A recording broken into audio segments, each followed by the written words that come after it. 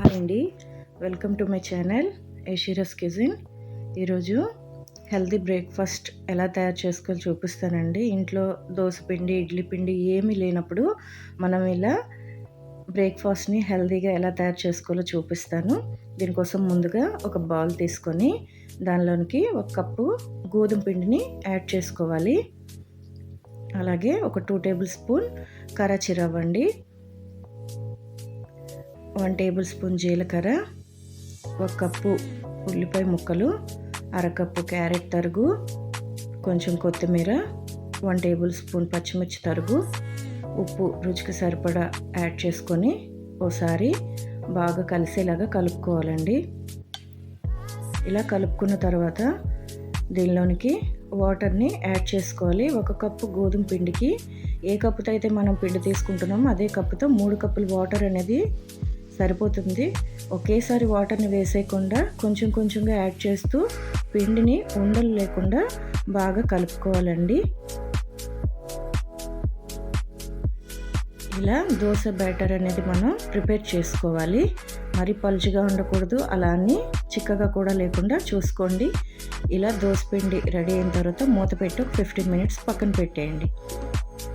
15 minutes తర్వాత దోశ వేసుకోవటం కోసం ఒక పెనం పెట్టుకొని హై ఫ్లేమ్లో బాగా వేడెక్కాలండి. వేడెక్కిన తర్వాత ఫ్లేమ్ని మీడియం ఫ్లేమ్లోకి అడ్జస్ట్ చేసుకొని వీడియోలో చూపిస్తున్న విధంగా దోశను వేసుకోవాలండి. ఇలా దోశను వేసుకొని ఒక 5 మినిట్స్ దోశ అనేది కాల్చుకోవాలి. తర్వాత కొంచెం నెయ్యిని యాడ్ చేసుకోవాలండి.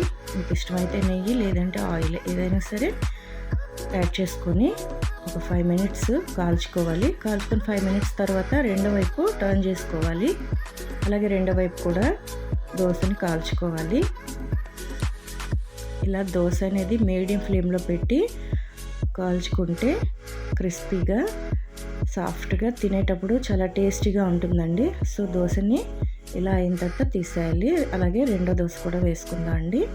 ఇప్పుడు ఇలానే సేమ్ దోశ అనేది అలాగే వేసుకొని ఫ్లేమ్ని మాత్రం మీడియం ఫ్లేమ్లో పెట్టి మాత్రమే దోశను కాల్చుకోండి. ఎందుకంటే హై ఫ్లేమ్లో పెడితే మనకి దోశ కలర్ వస్తుంది, బట్ మనకి తినేటప్పుడు పచ్చి పచ్చిగా అంత తినడానికి బాగుండదండి. సో మీడియం ఫ్లేమ్లో మాత్రమే దోశను కాల్చుకోండి. ఇలా దోశని రెండు వైపులా కూడా కాల్చుకుంటే మనకి దోశలు అనేవి చాలా టేస్టీగా, క్రిస్పీగా చాలా బాగుంటాయండి. అంతేనండి, మనకి ఈ గోధుమ పిండితో చాలా హెల్తీగా మనం బ్రేక్ఫాస్ట్ అనేది చేసేసుకోవచ్చు. సో ఇంతేనండి, దోశలు చాలా త్వరగా అయిపోతాయండి. అలాగే టేస్ట్ కూడా చాలా బాగుంటుంది. పల్లీ చట్నీ కానీ, అల్లం చట్నీ కానీ, టమాటా చట్నీ కానీ ఏదైనా సరే పర్ఫెక్ట్గా ఉంటుందండి. ఈ వీడియో మీకు నచ్చినట్టయితే షేర్ చేయండి, లైక్ చేయండి, ఛానల్ని సబ్స్క్రైబ్ చేసుకోండి. Thank you for watching.